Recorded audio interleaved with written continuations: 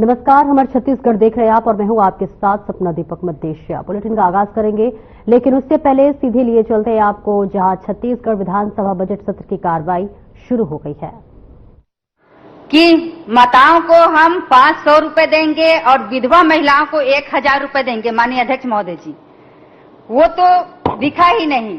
हमने तो इन कम समय में महतारी वंदन योजना का लाभ पहुंचाया है। माननीय अध्यक्ष महोदय जी, माननीय अध्यक्ष महोदय, अगर ये प्रश्न मैं पिछले कार्यकाल के लिए कर रहा था तो ये समझ में आता। ये प्रश्न तो इस कार्यकाल के लिए है, 6वीं विधानसभा के लिए है, तो अगर यहां का उत्तर दें तो ज्यादा ठीक रहेगा। दूसरा चीज, वो अभी भी पूर्ववर्ती सरकार में ही चल रहे हैं आप लोग। 70 साल में ही अटके हैं वो अभी भी। माननीय अध्यक्ष महोदय, आखिरी प्रश्न कर लीजिए। चलिए मैं आपसे ये पूछता हूं, आखिरी प्रश्न कर लीजिए। चलिए इससे भी आगे बढ़ जाता हूं मैं, इसको भी आगे नहीं बढ़ाता। हाँ, एक प्रश्न पूछ लीजिए। एक और आखिरी प्रश्न पूछ लेता हूं, अगर आप आदेश कर रहे हैं तो आखिरी बिल्कुल पूछ लीजिए। माननीय अध्यक्ष महोदय, क्या जो महिलाएं जो 60 साल के ऊपर है, शादीशुदा है या परित्यक्ता है, क्या आप वो अगर हितग्राही है महतारी वंदन योजना के, तो उससे जो उससे पेंशन मिल रहा था उसको काट रहे हैं या यहां से 500 रुपए कम कर रहे हैं? दोनों में क्या सही है, आप बता दीजिए। माननीय अध्यक्ष महोदय जी, जो 60 साल की ऊपर की जो महिलाएं हैं उनका पेंशन नहीं काटा जा रहा है, उनको अंतर की राशि दी जा रही है। माननीय अध्यक्ष महोदय जी, अंतर की राशि मतलब आप महतारी वंदन योजना में 1000 उनको नहीं दे रहे हैं, 500 रुपए जो उनको पेंशन मिलते हैं दे वो रहे हैं ना, 500 दे रहे हैं। हमने कहा अंतर की राशि दी जा रही वही है। तो अंतर की राशि कितनी है जी, 500, वही तो बोल रहा हूँ। आप 1000 रुपए नहीं दे रहे हैं उनको, 500 रुपए दे रहे हैं। आपने ये सरकार का सरासर धोखा है। ये माननीय अध्यक्ष महोदय जी, आप अपने माननीय अध्यक्ष महोदय, घोषणा पत्र में सभी महिलाओं की बात आती है, और जो महिलाएं सबसे ज्यादा जरूरतमंद हैं, जिनको सबसे ज्यादा आवश्यकता है, पूरे छत्तीसगढ़ में अगर किसी की सेवा करने की आवश्यकता है तो बुजुर्ग महिलाओं की है। आप उन बुजुर्ग महिलाओं पे 500 रुपए काट के दे रहे हैं, अंतर की राशि दे रहे हैं। आप दे दीजिए, आप दे दीजिए, अंतर की राशि तो मिलने की बात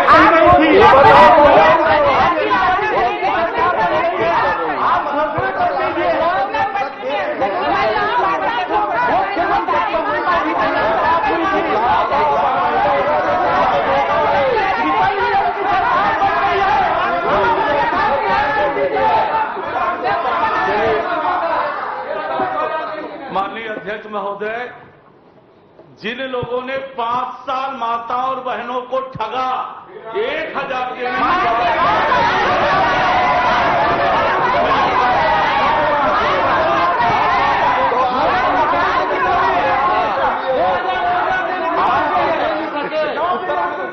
उत्तर आने 500 रुपए तो दे नहीं सके अपने कार्यकाल में, आप 1000 की बात करते हैं। 500 रुपए आप काट रहे हैं, आप यहाँ घोषणा कर लीजिए। चलिए माननीय, अरे हो जाए ना भाई। माननीय, आपसे ये निवेदन है कि 500 रुपए जो आप काट रहे हैं, जो कम दे रहे हैं लोगों को, आज यहाँ सदन है, आप यहाँ घोषणा कर दीजिए 500 रुपए के अंतर की राशि नहीं काटी जाएगी। हम ताली बजाएंगे आपके लिए।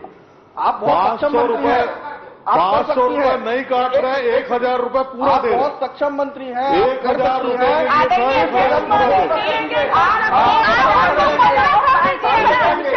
आप कर दीजिए। 500 रुपए आपका पेंशन जो मिल रहा है वो अभी माननीय अध्यक्ष महोदय जी, 2500 की बात किए हैं, कर दो। माननीय सदस्यों के द्वारा जो बात कही जा रही है कि पूर्ववर्ती सरकार में ही चल रहे हैं। पूर्ववर्ती बात तो सुन लीजिए।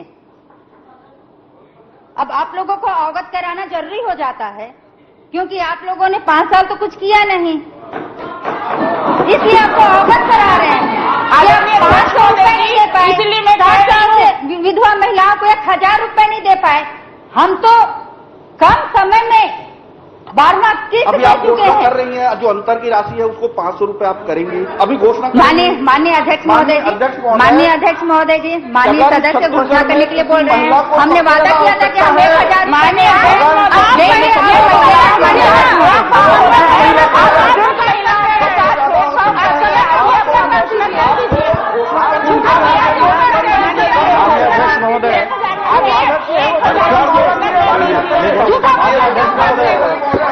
सबका 1000 देने की बात हुई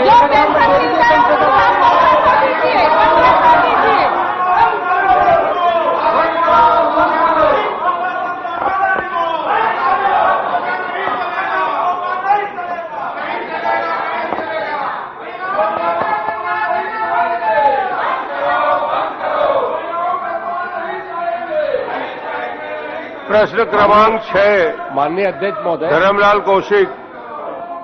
धर्मलाल जी के स्थान में श्री राजेश मूडत जी अधिकृत किए गए हैं, वो प्रश्न करेंगे। सम्मानीय अध्यक्ष महोदय, मैं सम्मानीय धर्मलाल कौशिक जी के प्रश्न क्रमांक 6 पर सम्मानीय मंत्री जी का उत्तर जो प्राप्त हुआ है, सम्मानीय मंत्री जी के पास शिकायतें किन किन जिलों के कितनी शिकायतें आई है, जिसके अंदर जो पैकिंग किया गया सामान है उस सामान के अंदर उसकी जो वजन दिया गया उस वजन से कम है, ऐसी कितनी कंपनियों की शिकायतें कितनी संस्थाओं की आपको प्राप्त हुई है। मैंने पूरे उत्तर में पढ़ा अध्यक्ष महोदय कि जिन जिन की शिकायतें प्राप्त हुई है उन शिकायतों पे खाली एक ही है कि प्रकरण का निराकरण किया गया और 5000 रुपये जुर्माना सबके ऊपर लगा दिया कंट्रीब्यूशन। तो क्या इसके नाम में खाली 5000 रुपये तक है या उसकी तारीख खत्म हो गई या उसके अंदर वह व्यक्ति कम सामान बेच रहा है, तो इसके ऊपर कठोर कार्रवाई के कोई और भी कोई नियम है क्या, जो नियम स्पष्ट कर दे।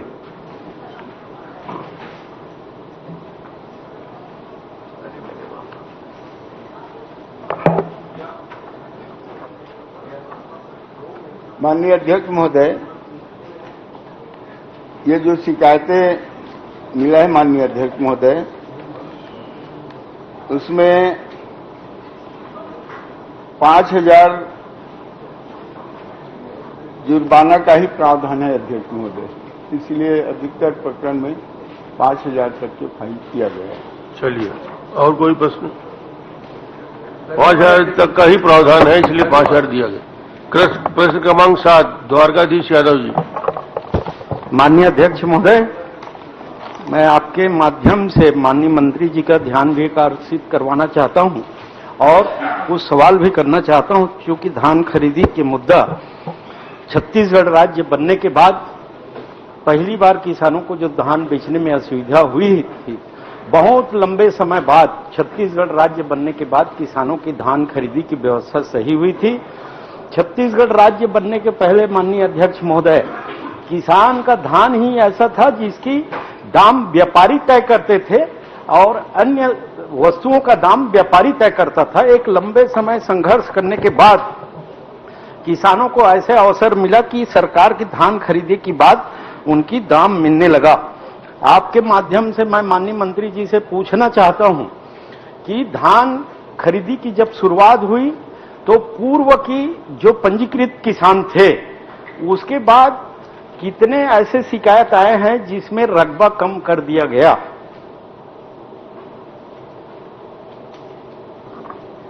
माननीय अध्यक्ष महोदय, इसके प्रश्न में माननीय अध्यक्ष महोदय रकबा का उल्लेख नहीं। प्रश्न में आपने रकबा का उल्लेख कहीं नहीं किया है।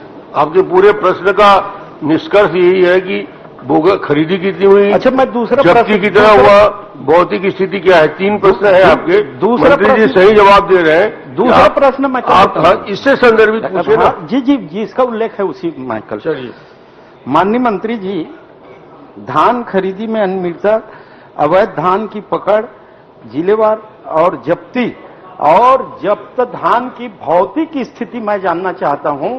जहां पर जब्त किया गया है वहां पर वास्तव में वो धान वहां नहीं है, और है तो आप बताएंगे, और नहीं तो उसकी जांच करवाएंगे क्या?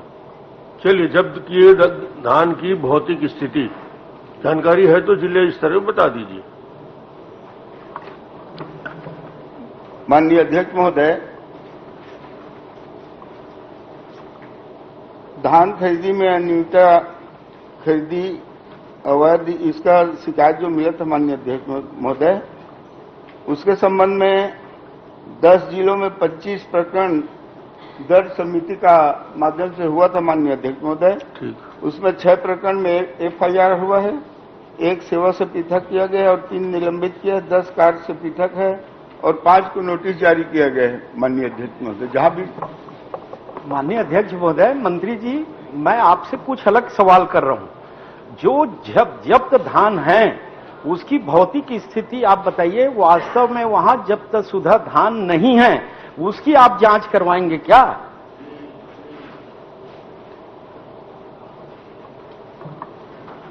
माननीय अध्यक्ष महोदय, जब्त धान की भौतिक स्थिति मात्रा सहित प्रपत्र स में दिया गया है माननीय अध्यक्ष महोदय। प्रपत्र आपके रिकॉर्ड में है। मेरी बात मांग अलग है कि आप इसकी जांच करवाइए। रिकॉर्ड में जब्ती धान बताया जा रहा है, लेकिन स्थल में वो धान नहीं है। वो जिस मंडी में आप जब्त करके रखे हैं वो फिर से कोचिए को वापस हो गए हैं। और दूसरा एक प्रश्न और है कि जब्त धान कितने को वापस किया गया, उसमें कितने मंडी शुल्क मिला और मंडी शुल्क का मापदंड क्या है कि कितना शुल्क लेके वो धान को वापस दिया गया है? केवल मंडी शुल्क दिया जा रहा है माननीय अध्यक्ष महोदय। मंडी शुल्क 158 रुपया लेते हैं 1 क्विंटल में, और जब नहीं पकड़ाता तो संबंधित व्यापारी 1000 रुपये का इनकम करता है। मैं आपके माध्यम से निवेदन करना चाहता हूं कि अवैध परिवहन को रोकने के लिए कड़े से कड़े कानून बनना चाहिए। सरकार की इतनी महत्वपूर्ण धनराशि 1 क्विंटल में 31 रुपया, 1000 का इनकम व्यापारी कमा रहे हैं और इसके लिए सरकार के पास कोई ठोस कानून नहीं, केवल 168 रुपया। और दूसरा, प्रशासन 3 महीना केवल यही काम में लगी है। और उसके बाद मैं बताना चाहता हूं माननीय अध्यक्ष महोदय, मैं ग्रामीण अंचल से आता हूं। दिवाली के दिन कुछ लोग जुआ खेलते हैं तो जुआड़ी भाग जाता है, देखने वाला बैठे रहता है, मैं नहीं खेल रहा हूं, तो वो सेटिंग वाले कोचियों का धान नहीं पकड़ा रहा है। आंकड़े बताने के लिए ये छोटे छोटे व्यापारी हैं।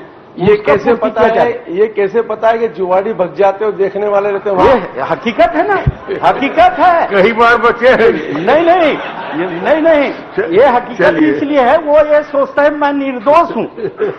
और जो अवैध काम करते हैं वो सेटिंग में है प्रशासन की। माननीय अध्यक्ष महोदय, मामला गंभीर है। बिल्कुल, शासन की बहुत धनराशि बिचौलियों को पास जा रही है जो किसानों को पास जाना चाहिए। लेकिन मैं ये बोलना चाहता हूं, आप जांच कराएंगे क्या भौतिक सत्यापन? आपके पास कोई जानकारी है तो दे दीजिए। मैं आंकड़े सहित दे दूंगा। आप दे दीजिए, भौतिक सत्यापन करा लेंगे। ठीक है, धन्यवाद। श्री विक्रम मंडावी जी, यहाँ क्रमांक 8। माननीय अध्यक्ष महोदय, यहाँ इस विभाग में सिस्टम अच्छा, जो प्रश्न आए लिख के दीजिए, जांच करवाइए और आगे पीछे की जरूरत नहीं। इससे ज्यादा पारदर्शिता और क्या होगी? वही आप मांग कर रहे हो मंडावी जी? सिस्टम अच्छा है, जो आए लिख के दो, जांच कराओ, आगे बढ़ो। मंडावी जी, वैसा हुआ ही नहीं। माननीय अध्यक्ष महोदय, मैं आपके माध्यम से माननीय मंत्री जी से जानना चाहता हूं कि बीजापुर जिले में कुल कितने आंगनबाड़ी केंद्र स्वीकृत है और कितने आंगनबाड़ी केंद्र भवनविहीन है और कितने आंगनबाड़ी केंद्र किराए पे संचालित है?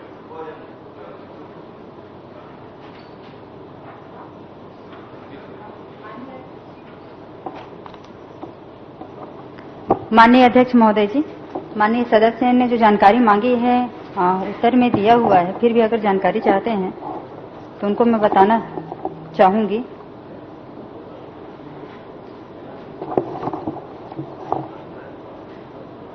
कि कुल आंगनबाड़ी स्वीकृति 1188 आंगनबाड़ी स्वीकृत हैं और संचालित 1187।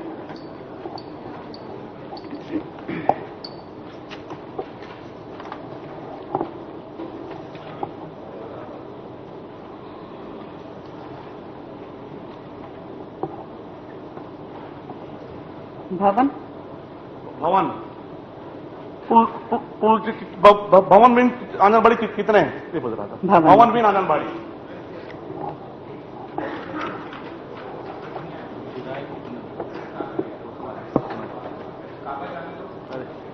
भवन विहीन आंगनबाड़ी की संख्या 495। माननीय महोदय, ये भवन विहीन आंगनबाड़ी की संख्या 495 माननीय मंत्री जी बता रहे हैं, तो मैं उनसे जानना चाहता हूं कि ये जो भवन विहीन 495 आंगनबाड़ी हैं, ये तब तक पूर्ण हो जाएंगे? माननीय अध्यक्ष महोदय जी, जो भवन विहीन की संख्या है उस पे चल रही है कार्यवाही, तो आने वाले समय में बनेंगे आंगनबाड़ी और संचालित होंगे। माननीय अध्यक्ष महोदय, मैं माननीय मंत्री जी से पूछना चाहता हूं, 2024-25 में आपने कितने कुल आंगनबाड़ी स्वीकृति दिए हैं और उसमें से कितने आंगनबाड़ी अप्रारंभ हुए अभी तक? माननीय अध्यक्ष महोदय जी, 24-25 में आंगनबाड़ी की संख्या 255 है जो स्वीकृत हुए हैं। इसमें अप्रारंभ 48 है और जो निर्माणाधीन है वो 171 है। मैं अप्रारंभ कितने हैं माननीय मंत्री जी, वो बताएंगे? 84 जी। माननीय अध्यक्ष महोदय, बता दीजिए। 84। माननीय अध्यक्ष महोदय, गंभीर विषय है कि पिछले लगभग 1 सालों से सूचित आंगनबाड़ी केंद्र है, उसमें अप्रारंभ 84 बता रहे हैं, तो तब तक ये पूर्ण हो जाएंगे, तो ये अभी तक वहां प्रारंभ नहीं हो रहा है, तो उसकी क्या स्थिति, क्या वजह है जो आप मतलब शुरू नहीं हो पा रहे हैं? अप्रारंभ है। आप प्रारंभ को कब तक शुरू कर देंगे, कोई इसके लिए कार्य है क्या, बता दीजिए। अप्रारंभ क्यों नहीं हो रहा, क्या वजह है? माननीय अध्यक्ष महोदय जी, अपूर्ण में जो निर्माणाधीन है 171 हैं, जो 84 हैं अभी लास्ट में स्वीकृति मिली है, तो चुनाव आचार संहिता चलिए शीघ्र करा दीजिए, स्टार्ट हो जाएंगे। माननीय अध्यक्ष महोदय, क्रमांक चरणदास मान जी माननीय अध्यक्ष महोदय बता दिए, इन्होंने पूरा साफ बता दिया। लीजिए मान जी। जो आंगनबाड़ी पद, जो इन्होंने मेरे प्रश्न के उत्तर में बताया था कि कुछ पद आंगनबाड़ी रिक्त पद हैं, कार्यकर्ता के 10 हैं और सहायिका के 20 हैं, तो ये तब तक इसको पूर्ण भर्ती कर लेंगे? शीघ्र करा लीजिए। ठीक मान जी। अध्यक्ष महोदय, चूंकि उमेश जी ने माननीय मंत्री जी को ज्यादा प्रश्न पूछ के परेशान कर दिया है, मैं बहुत सामान्य प्रश्न पूछ रहा हूं और मंत्री जी से अपेक्षा है कि इसका जवाब देंगे। नेताजी जी, क्षमा याचना के साथ आप भी यहाँ बैठते थे, वो मंत्री थे, अगर उस समय ये सब कर दिए होते तो ये स्थिति तो नहीं बनती वहाँ बैठने की। मगर आप इधर से उधर कैसे पहुंचे? राजेश भैया, आप इधर से उधर आप जाए कब तक मंत्री बन रहे हो, बता दीजिए। 2047 तक।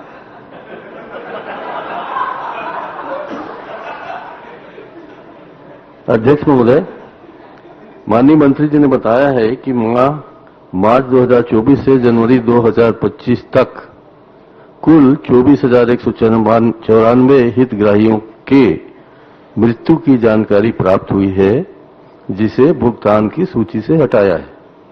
इसमें है क्वेश्चन में आपने उत्तर दिया है, ज्यादा परेशान मत हो। मुझे सिर्फ इतना बता दीजिए, किसी हितग्राही की मृत्यु हो गई, ये जानकारी शासन को कैसे मिलती है, कैसे प्राप्त होती है? बस।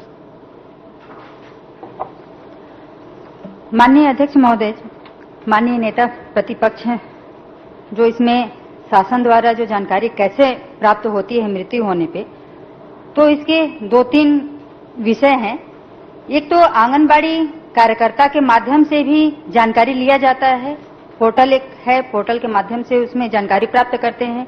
दूसरा एक ऑनलाइन पोर्टल है, उसमें स्वयं उनके घर के कोई व्यक्ति हैं तो आवेदन प्राप्त कर सकते हैं, मतलब कोई हमारे घर के कोई मृत्यु हो गए हैं, ऐसे करके जानकारी प्राप्त करते हैं। ठीक, चलिए मैं आपको पूरा समय दे रहा हूं जब तक कागज ना आ जाए। हितग्राही जो मर गया हो तो अपनी जानकारी दे नहीं सकता कि मैं मर गया, न उसके घर वाले जानकारी देंगे, क्योंकि 1,000 रुपया आप दे रहे हो प्रति माह। तो आपका पटवारी का प्रतिवेदन आता है कि तहसीलदार के पास आता है, फिर कलेक्टर के पास आता है, फिर शासन को कैसे पहुंचती है, और शासन तक पहुंचने में कितने महीने का समय लग जाता है। उतने महीने तक आप हितग्राहियों को जो पैसा देते हैं वो कहां जाता है कि उसको वापस लेते हैं आप? माननीय अध्यक्ष महोदय जी, ये कार्यकर्ता के माध्यम से जानकारी प्राप्त होती है। और क्योंकि जब हम पैसा हितग्राहियों के खाते में डीपीटी के माध्यम से देने वाले होते हैं, उससे पहले एक जांच होती है जिसमें कितनी मृत्यु दर आए हुए हैं, कितने का खाता लॉक हो गया है, मतलब कई प्रकार की समस्या हैं। तो ऐसे करके जानकारी प्राप्त होती है माननीय अध्यक्ष। अध्यक्ष महोदय, बहुत सरल प्रश्न है, परेशान नहीं कर रहा हूं मैं। मृत्यु होने के कितने महीने बाद तक उसकी मृत्यु की सूचना शासन तक पहुंचती है, इतना बता दीजिए। माननीय अध्यक्ष महोदय जी, क्योंकि 1 महीने का जो समय रहता है, हर दिन अगर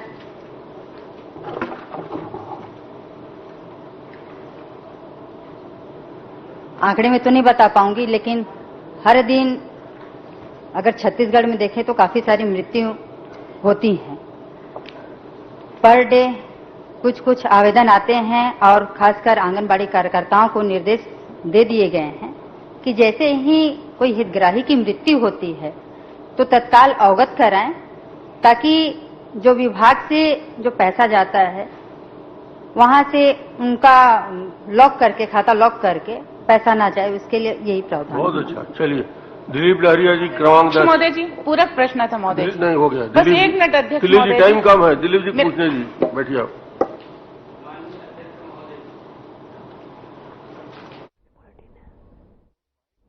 गाते बिना माइक के गाना गाते। होली आ रहा है, होली आ रहा है। माननीय अध्यक्ष महोदय जी, क्या खाद्य मंत्री महोदय बताने की कृपा करेंगे कि जो उपार्जन और निराकरण में कृषि विपणन सीजन 21-22 और 23-24 में जो वर्षवार क्षति, वास्तविक अथवा अनुमानित जानकारी जो है वो कब तक आना है, और क्या इसके लिए कोई ठोस नियंत्रण, कोई नियम है?